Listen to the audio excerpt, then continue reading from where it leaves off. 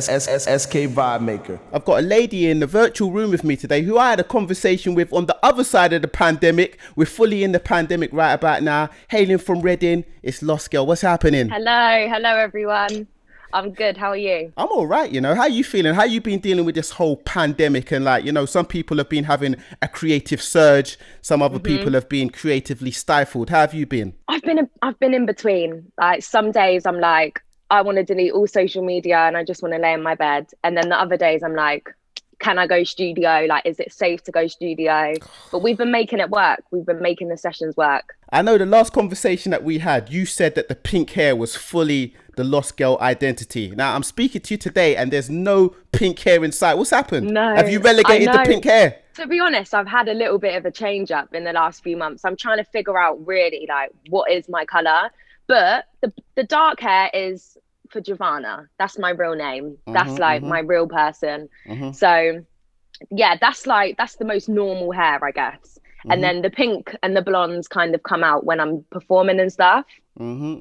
Just to show that variation of person. So there's kind of like a split personality going on then. There literally is. Like the two different people, they're two completely different people. I try not to associate my Jovanna feelings with my Lost Girl ones because obviously Lost Girl is a business and Jovanna is me in real life. So yeah, I'm trying to, have this alter ego going on. Straight up. So how much, is there a difference between Lost Girl, the personality, the musician, the entertainer, and Jovanna, the real person? How much of a difference is there? I guess like Jovanna's like way more patient, way more like caring and just, yeah, like my real person, what my friends and my family see.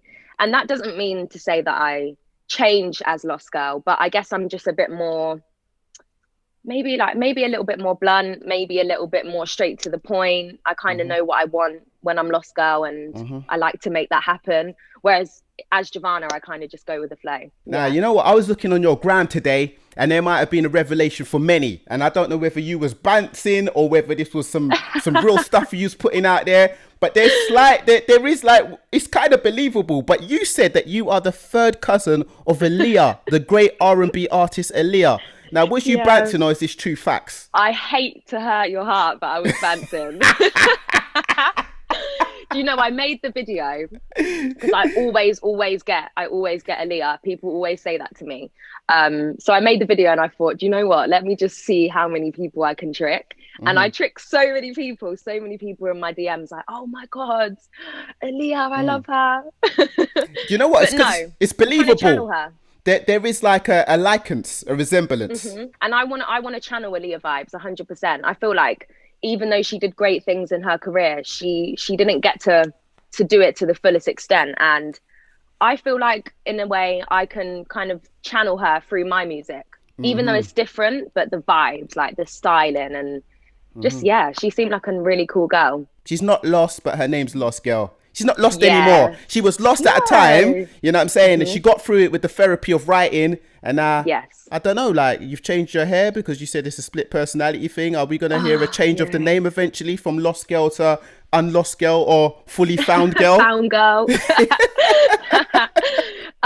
Eventually, I guess that was my first idea. Eventually, when I'm like, fingers crossed, 10, 15 years deep in my career, which is what I'm hoping for, then eventually I'll be able to unleash the real Jovanna, and I'll start releasing music under Jovanna, and that's going to be my weird stuff. I'm not going to lie. I make some weird music sometimes. It's all perspective, innit? What you find weird, another person might not find weird, or what somebody else doesn't find weird might be weird to many people. Exactly. So it's all perspective, innit? You get me? Yes, of course, definitely. But there's some music, that just isn't for the mainstream, but it will take for the fans that love me and have loved me to really understand that music because it's got a lot of depth to it. And that will be the Found Girl chapter of your career. Yes. Yeah, it will. Straight up. That's the aim. Basically. From the outside, the music industry can look a lot different to what it is on the inside. So what's your perspective and your take on this music industry for a new artist that's just stepped in with their first couple of singles? I guess I feel like with this industry, especially in the UK, it takes a little bit of time to warm people up. You can't really just throw them a song and they take it. You have to show them a little bit more. So it's hard, it's tough, you know, to break the UK and try and get your music to the masses in the UK. But I have faith, and eventually my songs will reach. I just know it. I mean, with the radio plays I got in on I Won't Give Up, it was insane. I was hearing it like all day, and that was so mad for me, honestly. But no, the industry, I guess, you can see it. You take it how you want it, don't you? I try to be a positive person, so. And you seem very positive, and that's a good thing. Do you know what I mean? Yeah. You've said that you grew up fully a garage kid. Your first two singles that you've released to the world have been garage. You seem very comfortable on it. People are definitely digesting it and receiving it well. Are you definitely still fully going this garage route? Do you have a lot of garage artillery in the stash ready to be released? Oh, I have so much garage music ready to go, honestly. I feel like, yeah, it's definitely going to be my foot in the door, and I'm going to run with it until I can't run with it no more. And yeah, I've got so many garage songs that are ready to go because I find them really easy to write, if I'm honest. All of my, like Lazy Love and I Won't Give Up, I wrote them in like 15 minutes max because it's so easy to pen to those kind of beats. But that's not to say that I don't have an extensive range of music for you guys. And you know what? I hear that with the extensive range, and I don't know where you're going to go with it. And that sounds very exciting. But at this point in time, the UK drill thing is very much popping in the UK. A lot of artists that are coming in as new artists might not be so passionate about the sound UK drill, but they know if they make that sound, they will get it popping very quickly. You've decided to do something a bit different. Like garage is very nostalgic, very old school, and not a lot of artists are making garage. How much of a challenge do you feel that it's been pursuing this garage route and maybe not going the drill route and getting some quick traction like a lot of these other new artists are getting? Well, I guess for me it's more about longevity, and I feel like drill music is lit, it's great, but I feel like in years to come, as you grow older, it's not something that you might carry throughout your life. So I guess I'm trying to make people feel nostalgic, and even though drill is popping and I can do that, and I do have music that's on drill beats, and I'm open to doing freestyles on drill beats, I don't know, I don't think that's really the scene for me. I don't think I would fit in with all of that like, you know, what comes along with that kind of sound. You never know, because I know me for breakfast. I know last time we spoke, you spoke about you write raps as well, and you're very inspired by Ms Dynamite. So when are we going to get that energy where you're channeling your inner Ms Dynamite? Are you ready to sort of venture into that realm very soon? So actually, it's funny you say that, because my next single coming out at the beginning of next year is fully like bars for them. Like the verses are very like, she said. Bars for them. Still singy, still garage, but you know that kind of flow that you get on a garage beat. Like I've come hard. I'm not gonna lie. I'm coming hard next year. And just for the record, how much of your own stuff are you writing? Are you writing the majority of it? Are you writing, you know, some of it? Literally everything. Like maybe like one or two songs in my roster have been written with writers, but they were early on. But recently, like I Won't Give Up was all by me, Lazy Love was all by me, Rockabye is all by me, and pretty much all of the music that my team love is written by me. So I mean, it's been well documented that you are under the mentorship and the management of Tinie Tempah. Do you know what I'm saying? Imhotep is the imprint, the conglomerate that you're signed to. I mean, continuing throughout the year and since you've been signed to, you know, his imprint, how has it been thus far having Tinie Tempah in your corner? Well, I guess it's been crazy, to be honest. It's been really, really crazy, especially getting advice from someone that's been there, done it, and is still doing it.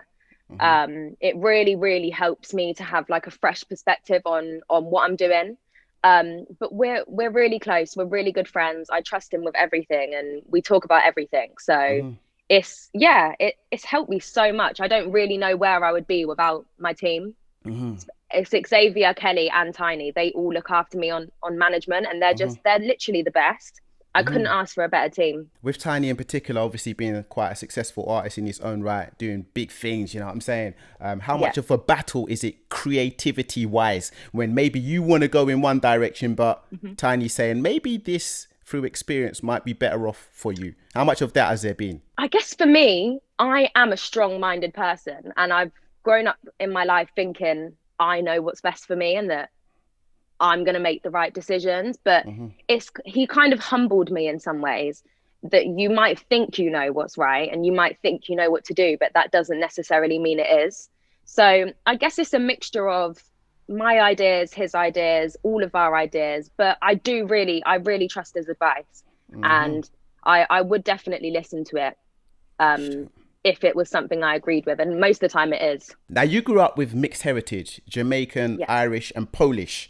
Now, Yes. if you haven't grown up with mixed heritage like that, you might not be able to understand the sort of tricky dynamic of a landfill that you need to navigate your way through growing up, because Yes. either side might not fully accept you, so you might find yourself in a grey area. And Yes. in your case, like the Jamaican side might say you're not Jamaican enough. The Polish side might say you're not Polish enough, and the same with the Irish side. So how was it for you growing up with mixed heritage and fitting in? To me, it was always a flex. I love being multicultural and having family from all different places. I'd never actually been to Jamaica up until the beginning of this year, and honestly, I found my everything when I went there. I found my purpose. I found what I really like, what family is, what love is. Like, I just had the best time. I literally had the best time. But I haven't yet been to Poland. Not sure why. It's just, it can be a little bit. It depends. It depends. But I only have a small amount of family from there. But eventually, I will go. And then Ireland, all my Irish family are like, they love it. They literally love what I'm doing. They're like raising a glass to me. And yeah, so I guess even though I'm multicultural, I have support in from all of the places. So the hot topic that I've been speaking about with a lot of female artists at the moment is the pressures to sexualize, glam up, be glam all the time, and maybe pressures to have body surgery. How much of those pressures have you found in your short career thus far? I'm all for body positivity and everyone making their own decisions regarding their body. But for me, I would never have surgery, and I'll say that on the Bible. It's just not for me. I'm happy in my skin, and it is hard. I'm not gonna lie. Of course, I'm quite slim in comparison to some of the other curvy girls that are out there at the moment. But I feel like, if anything, that's my USP, and I want to try and show girls that look like me that it's okay to be slim. You don't have to have, like massive boobs or a bum to be sexy, and you can, rock with what you have. Straight up. Exactly. Amen. But it's hard. It's hard. It is, especially when songs like WAP are do you know what I mean? The number one songs in the world. Like, it's not something I would make, but I applaud them for it, I guess. Your latest single, Lazy Love, with Ivory and Doll. Lazy love ain't a good thing, man. It just is what it says on the container, man. Lazy love. What's your love language, and how good are you at, kind of finding out a partner's love language? I'm so into all of this stuff. Like, whenever I meet someone new and think I might be liking someone, I have to find out what their love language is. Mine is physical touch. I'm a big cuddler, and like, if you're not cuddling me, I'm like, what's wrong? What have I done? Straight up. But something I'm not as great, which is weird because of the fact I write, but I'm not as great with words of affirmation. Like, I'm not massively like a speaker. It's hard to get stuff out of me sometimes, but I'll show through other ways. You know what I mean? Yeah. I mean, this is something I've been exploring recently as well, man. A love language can be quite complex and stuff, but it's pretty positive to sort of find out your partner's love language if you want a good relationship, a lengthy relationship. You know what I'm saying? Some longevity. Exactly. I think what people do sometimes is, even I have in the past, whatever your love language is, you tend to show that to the other person instead of showing them their love, what they want. So yeah, I guess it's a matter of knowing yourself and knowing what yours is, but knowing what your partner's is and making sure that the two don't collide. How far away are we from a Lost Girl EP or project or an album? Have you been working on anything like that? Ooh. Yeah, my EP's done, ready to go. To be honest, it's been done since like halfway last year. I just have so much music. I have so much music ready to go. But you'll be getting that the beginning of next year, 100%. And I'm so 100%. excited, 100%. I'm excited for everyone to hear. There's a few different vibes on there. It's not all garage. So yeah, I'm really excited about that. What was it like working with Ivorian Doll as well? Because, you know, two emerging artists that a lot of people are excited about. How was it working together? It was amazing. I couldn't fault her in any way. I think she's so funny. She's so kind and lovely.